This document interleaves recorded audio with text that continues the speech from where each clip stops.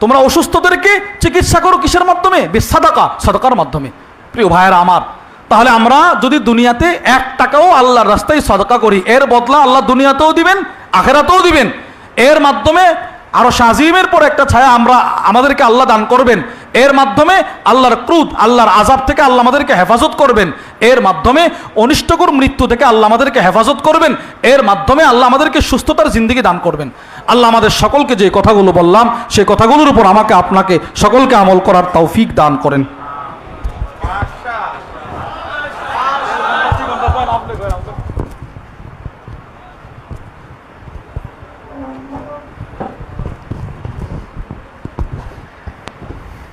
আল্লাহ তাআলা মাওলানা ইউসুফ বিন ইকবালকে সারা বছর এমন লম্বা বয়ান করার তৌফিক দান করেন। বস কি কথা ছাড়া এটাই সত্য কথা যে মাওলানা ইউসুফ বিন ইকবাল আমাদের এই প্রিয় ভাই, তার বয়ানের এটাই বৈশিষ্ট্য যে সে যা বলতে চায় একটি বিষয় তো সেটা সুন্দরভাবে কোরআন, সুন্নাহ এবং মনীষী এবং দালায়েলের মাধ্যমে চমৎকারভাবে পেশ করতে পারে। আলহামদুলিল্লাহ।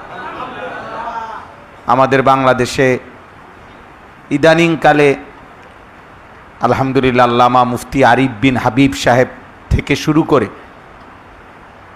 এই শ্রেণীর অনেক ওলামায়ে কেরাম এখন তৈরি হচ্ছে, যারা আলহামদুলিল্লাহ বয়ানের ময়দানে এরকম বিষয়টাকে সুন্দর করে তুলে ধরা এবং একটা বিষয়ের শুরু শেষ উপস্থাপন করা, এটা চমৎকারভাবে বলতে পারে। এই ধারারই একজন আমাদের প্রিয় ভাই মাওলানা ইউসুফ বিন ইকবাল। আল্লাহ তাআলা তাকে ভরপুর কবুল করেন।